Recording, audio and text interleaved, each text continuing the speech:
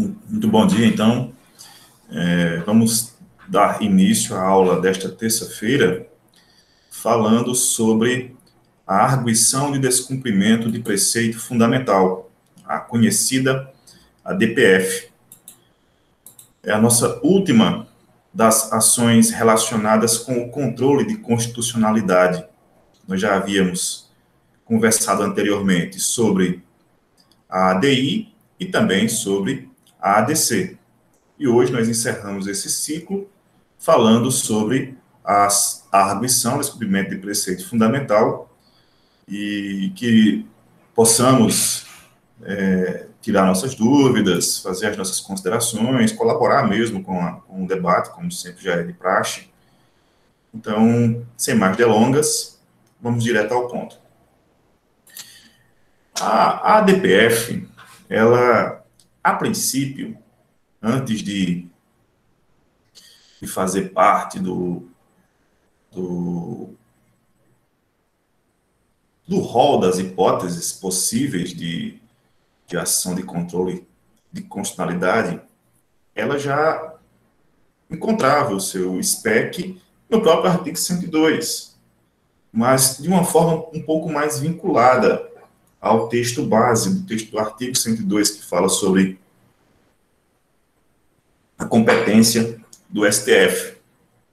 A posteriori, ela passa a compor um dos parágrafos, instrumentalizando melhor essa atuação da nossa Corte Excelsa na condução dessas ações, e o texto do artigo 102, em seu primeiro parágrafo, diz que a ADPF ela tem uma exigibilidade de competência em razão da matéria dada ao STF. Apenas a nossa Suprema Corte tem a prerrogativa de proceder à análise da ADPF, da arguição, descumprimento de preceito fundamental, conforme já lido no artigo 102, em seu parágrafo 1º.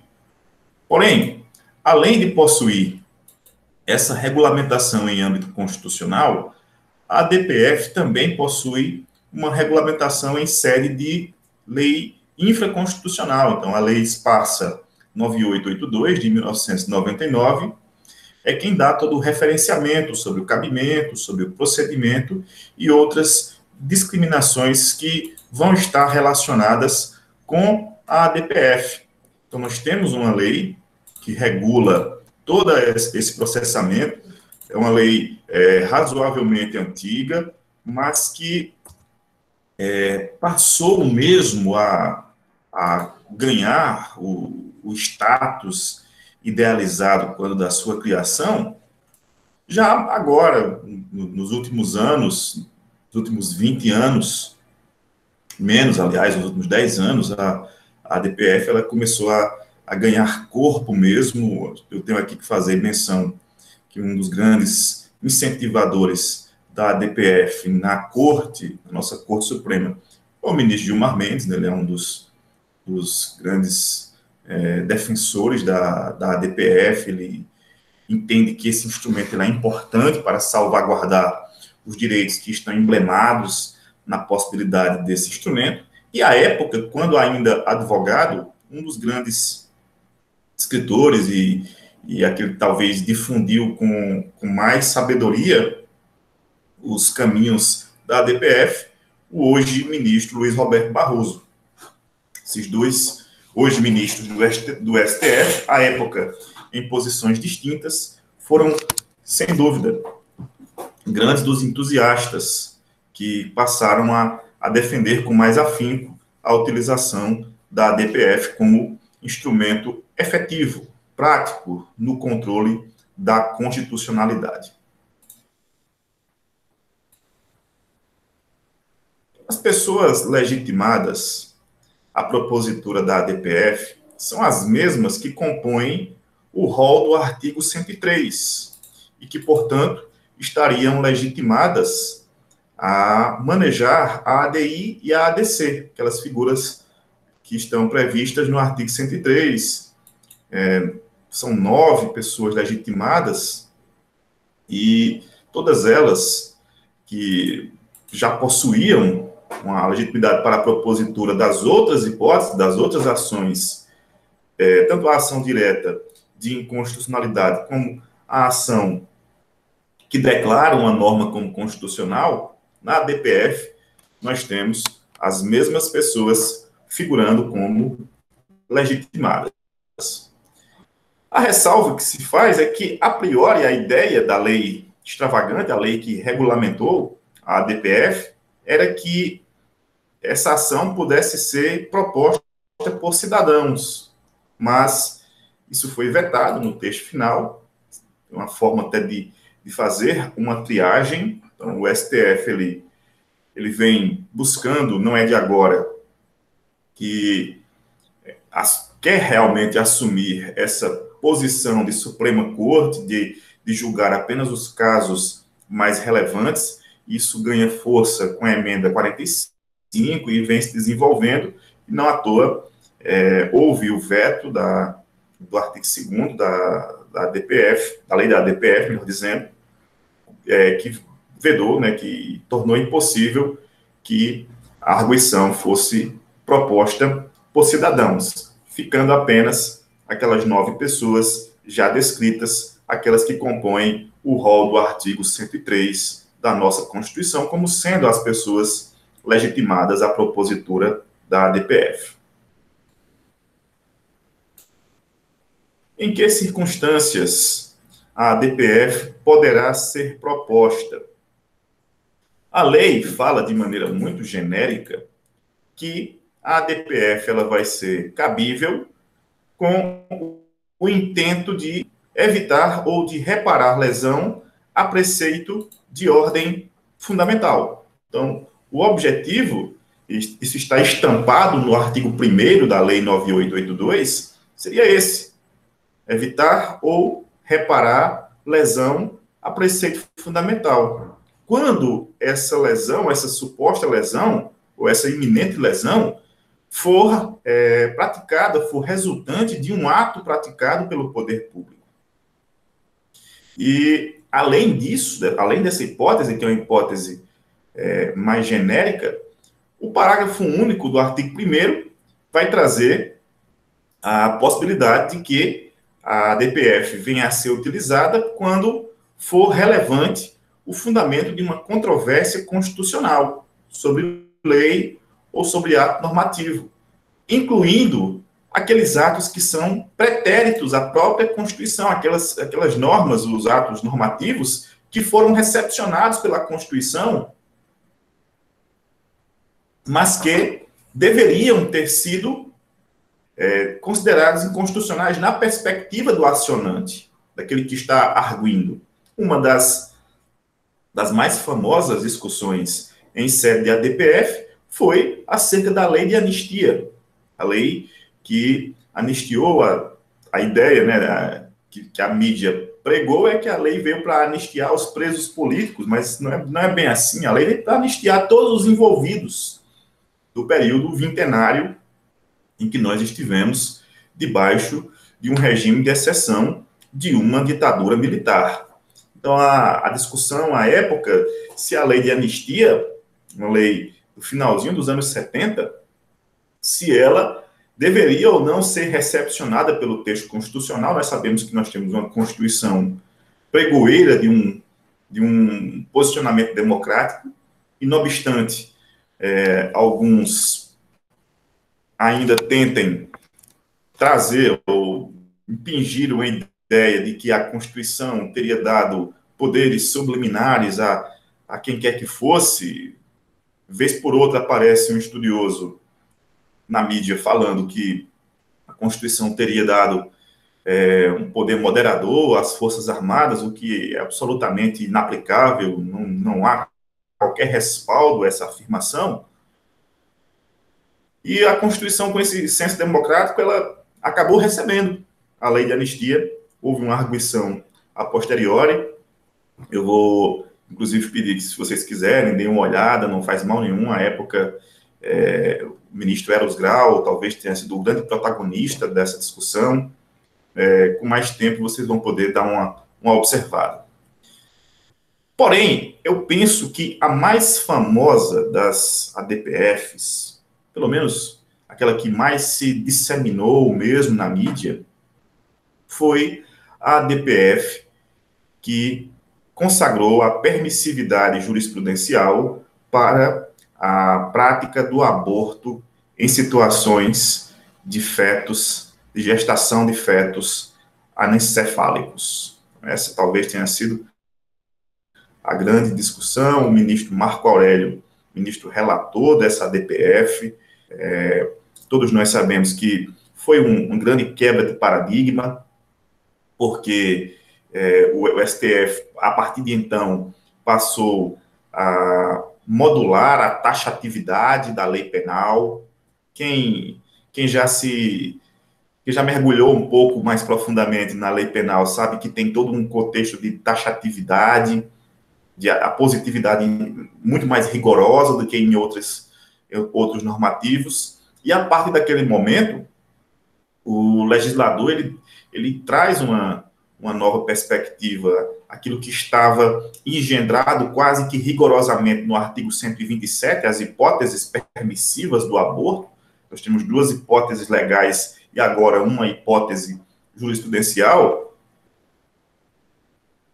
após essa ADPF, que eram apenas as hipóteses do aborto sentimental em caso de estupro e o aborto necessário quando a gestação trouxesse risco de morte para a mãe.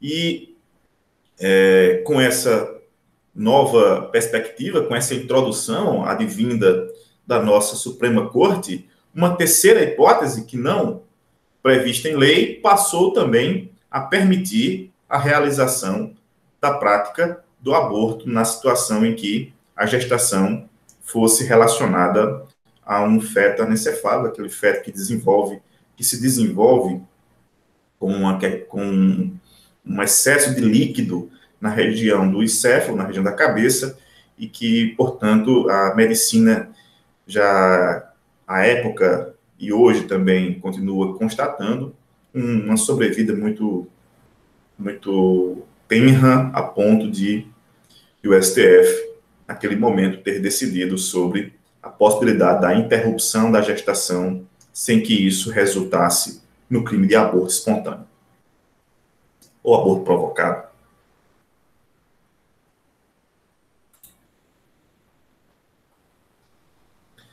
Com base nessa primeira carta do artigo 1º da lei, estaríamos trabalhando, conversando sobre uma medida que seria adequada para justamente coibir afrontas e para proteger situações que envolvessem os princípios de ordem constitucional e aqueles que são considerados essenciais.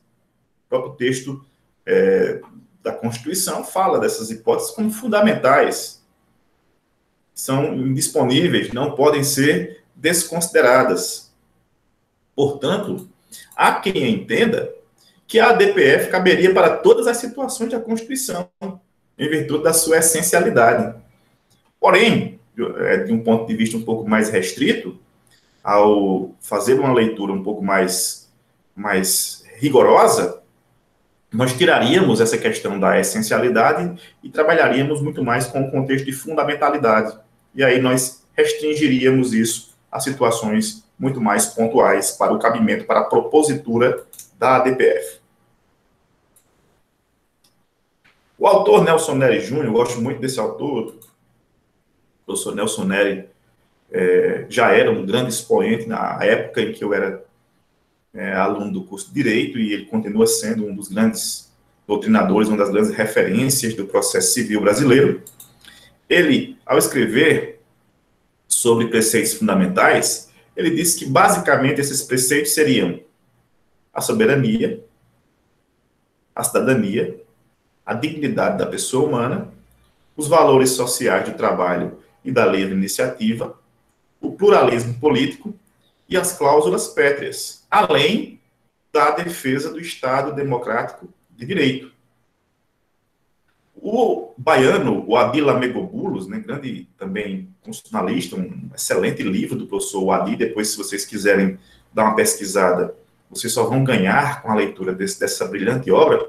Ele acrescenta a esse rol, já descrito pelo professor Nelson Nelly, ele acrescenta também os princípios da administração pública, como sendo de caráter fundamental, a ponto de ensejar a propositura de ADPF em caso de inobservância, em caso de proteção, e para evitar também a lesão ou a afronta mesmo a esses direitos considerados fundamentais. Avançando, portanto, é importante dizer que a ADPF, ela, antes de qualquer coisa, ela ganha uma roupagem muito mais intensa quando ela se depara com as próprias questões práticas debatidas dentro do Supremo Tribunal Federal.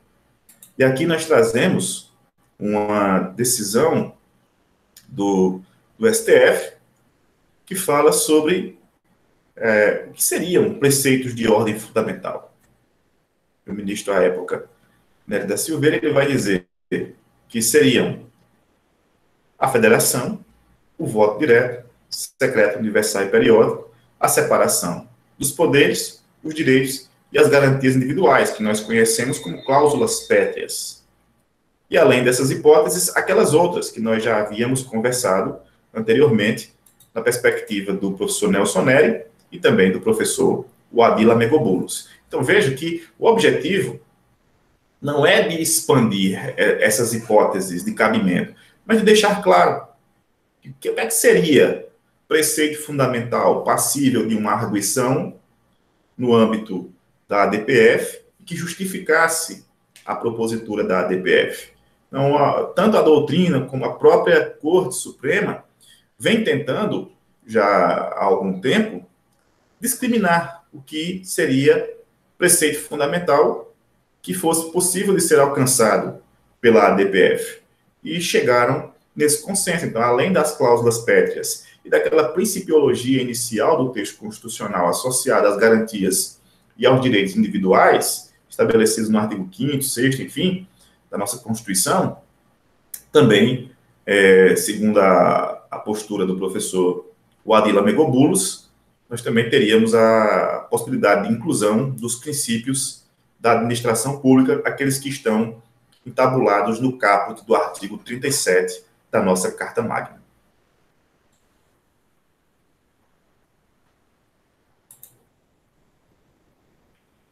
Uma questão que a doutrina sempre traz é que essa situação de decorrência, ou a expressão decorrente, fez com que houvesse uma abrangência um pouco maior da ADPF em relação às outras duas ações relacionadas com o controle da constitucionalidade.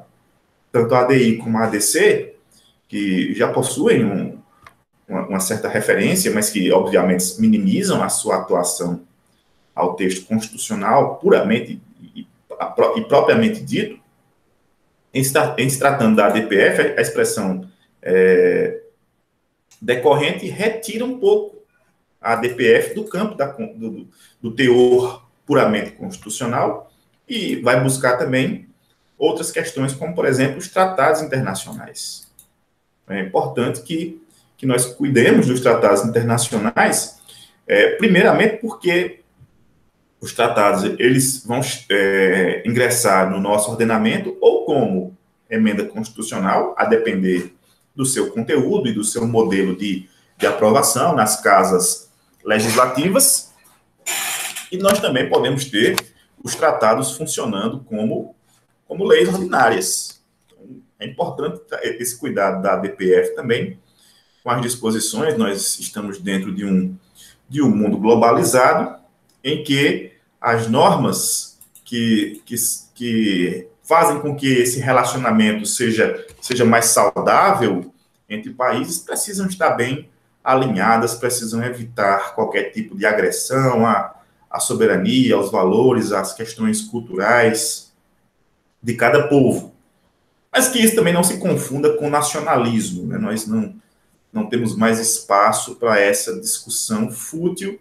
Então, essa questão também foi albergada pela ADPF, e essa interpretação doutrinária, ela decorre a partir do momento em que o legislador ele usa a expressão derivados, dando essa ideia de abrangência um pouco maior da ADPF em relação às outras ações de controle de constitucionalidade. Com relação ao processamento da ADPF, né, já entrando no campo prático da ADPF, como qualquer outra ação, nós sabemos que, em regra, no direito brasileiro, o direito de ação ele se materializa com a propositura da petição inicial, que deve seguir os requisitos previstos no artigo 319 e também no artigo 320, ambos do Código de Processo Civil em vigor. Mas, além desses requisitos, a Lei 9882 indica outros requisitos que precisam ser observados para a receptividade da petição inicial em uma ADPF. E essas hipóteses vão estar no artigo 3º da lei, e que seriam a indicação do preceito fundamental, que se considera violado. Preciso dizer qual seria o preceito fundamental que estaria na iminência de ser lesado ou que já estaria sendo violado. A indicação do ato questionado, quem teria, de que maneira teria ou estaria querendo agredir esse preceito. A prova da violação do preceito fundamental. Eu preciso sair do campo da falácia, não vou fazer uma mera ilação, eu preciso trazer de maneira bem explícita e comprovada de que esse preceito estaria sendo violado ou na iminência de ser. Eu preciso especificar o pedido, essa regra já está contida no artigo 319, e o inciso 5 do artigo 3º, se for o caso, a comprovação da existência de uma controvérsia judicial relevante sobre a aplicação do preceito fundamental que se considera violado.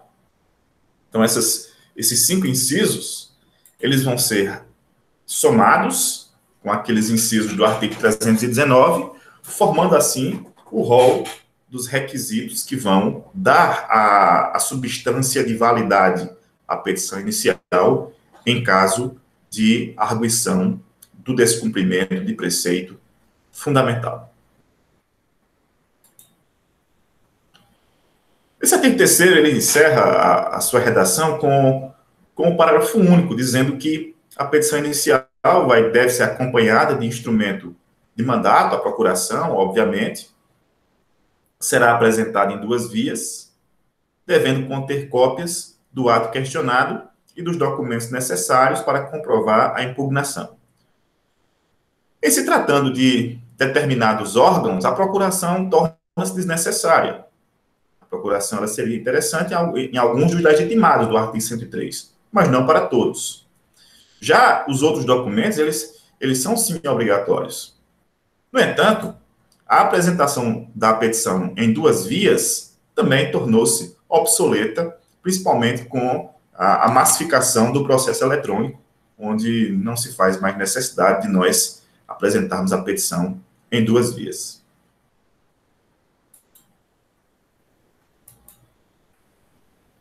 A petição inicial da ADPF ela pode ser indeferida, se o relator, ao analisar o teor da exordial, perceber que aquele conteúdo não é caso de ADPF.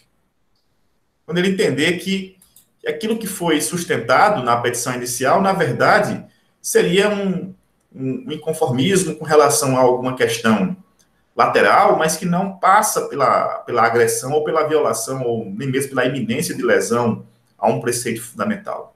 E nesse caso, o relator, ele, de maneira monocrática, decidiria por não receber a petição inicial, e essa possibilidade de indeferimento também encontra amparo quando algum dos requisitos do artigo 3º da Lei 9882, do artigo 319 da petição inicial, também forem descumpridos, forem ignorados. E o mesmo mesmo artigo 4º, perdão, fala da inépcia como uma das causas de indeferimento, mas isso já estava predisposto no CPC. Lá no artigo 330, em seu parágrafo 1º, o legislador fala de maneira muito lúcida sobre as hipóteses capazes de ensejar inépcia, falta de pedido ou de causa de pedir, a realização de pedidos indeterminados, quando os pedidos eles são idealizados em decorrência de uma narrativa sem qualquer lógica, ou quando forem lançados pedidos incompatíveis entre si. Essas 4 hipóteses compõem o rol das situações capazes de gerar inépcia da petição inicial. Também não será admitida a arguição de descumprimento de preceito fundamental quando houver qualquer outro meio eficaz, capaz de sanar a lesividade. Então, se a discussão pode ser trabalhada com outro instrumento, ADI, ADC, ou até mesmo um remédio constitucional, então a ADPF ela perde a sua estabilidade, ela perde a sua efetividade, ela faz-se inadmitida. É o que dispõe o parágrafo 1º do artigo 4º. E da decisão que indefere a petição inicial em se tratando de uma ADPF, o parágrafo 2º do artigo 4º diz que caberá agravo no prazo de 5 dias. Esse agravo, ele acaba sendo um agravo específico da própria lei da ADPF. Não é aquele agravo de instrumento lá do artigo 1015, que nós já conhecemos. É tanto que aqui nós temos um prazo diferenciado, um prazo de 5 dias para anotar a nossa insurgência no caso de um indeferimento da ADPF. Caberá medida liminar na ADPF? E a resposta é sim, assim como funciona com a ADI e com a ADC, é possível que o plenário da Corte, por maioria absoluta dos seus membros, conceda liminar em arguição de descumprimento de preceito fundamental, sem qualquer tipo de óbice com relação a essa possibilidade. Em caso de muita urgência, em caso de perigo de lesão grave, assim como já funciona com a ADI também, com a ADC, o relator ele pode conceder liminar sem a participação direta do pleno, certo? Em situações muito pontuais. A própria lei da ADPF traz a possibilidade de que isso aconteça em período de recesso. Geralmente no STF, em período de recesso, quem fica responsável por dar as decisões mais urgenciais é o presidente. Neste ano de 2021, vocês devem se recordar, alguns ministros cancelaram suas férias. Nós não vamos sair de recesso, não, porque a situação exige uma atenção mais redobrada, então a gente vai ficar por aqui. E na verdade, isso não é comum. Geralmente, o presidente ele fica ali responsável pelas questões mais urgenciais. Neste ano, o ministro-presidente ele não ficou solitário, ele ganhou a companhia de outros membros da corte que permaneceram à frente dos seus processos. A PGR e a AGU podem oferecer as suas manifestações, né? A PGR geralmente apresenta um parecer, a AGU apresenta suas considerações, as suas alegações, e as autoridades que são responsáveis pelo ato que estaria sendo questionado em sede de ADPF também podem prestar as suas devidas informações.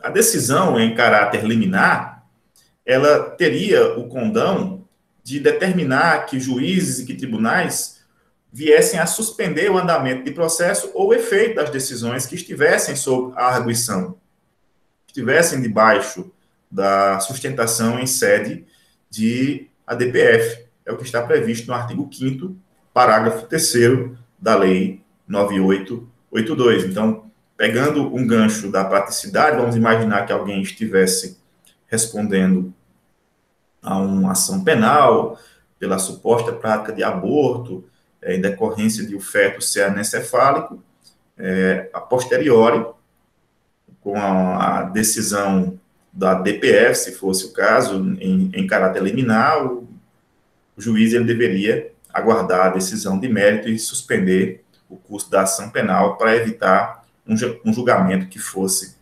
absolutamente desproporcional ao debate lançado na Suprema Corte.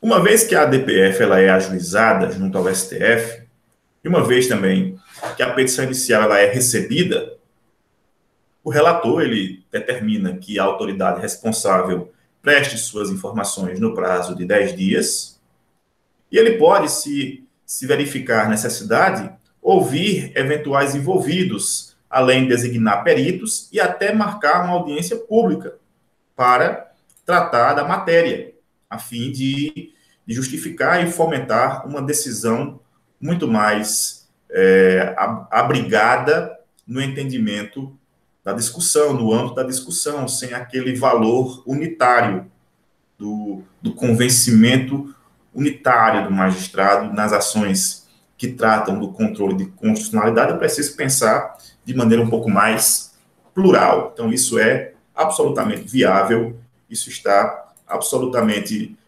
embasado no artigo 6º, parágrafo 1º da lei de ADPF.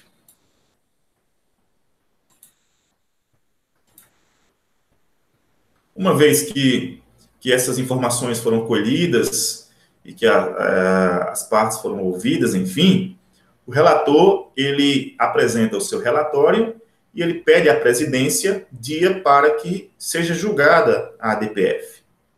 No dia do julgamento, as partes vão poder fazer suas sustentações orais, no modelo que o regimento da Suprema Corte discrimina, e o MP ele vai poder ter vista do processo por 5 dias, quando já não tivesse pronunciado anteriormente. Então, se ele não havia dado o seu parecer, ou não tinha atuado diretamente na ADPF, ele vai ter vista dos autos por 5 dias para sanar essa omissão, essa falha. Para o julgamento da ADPF, é exigido que pelo menos 2/3 dos ministros do STF estejam na sessão, ou seja, 8 ministros, e também em quórum qualificado, maioria de 8 votos, pelo menos, é possível fazer uma modulação temporal, dizer a partir de quando e quais circunstâncias temporais aquela decisão vai abranger, vai alcançar. Então, é bem comum nas ações relacionadas com o controle de constitucionalidade fazer essa modulação, dizer, olha, vai valer sim a lei, mas só até ponto, ou não vai valer, mas a partir de tal ponto. Então, tudo isso é possível, mas no que se trata da ADPF, a exigência de um quórum qualificado para tanto.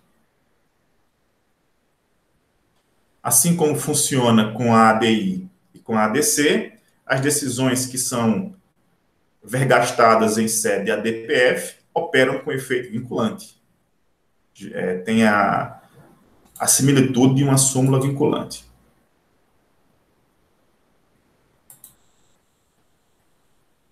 A decisão que julga procedente ou improcedente a ADPF, ela é irrecorrível, certo? Também não cabe ação rescisória. E, recentemente, a jurisprudência vem entendendo que cabe reclamação em caso de descumprimento de ordem em sede de ADPF, até por conta do efeito vinculante que nós conversávamos agora há pouco. Registre-se que eu tenho o mesmo posicionamento sobre o cabimento de embargos declaratórios em sede de ADPF. A irrecorribilidade desse caso, eu entendo que é sobre a matéria, sobre a discussão de mérito, sobre a reforma do conteúdo, mas em se tratando dos defeitos formais da decisão, eu não vejo óbice ao manejo, à interposição dos embargos declaratórios. Então, gente, com relação à DPF, são essas as considerações que nós teríamos a fazer.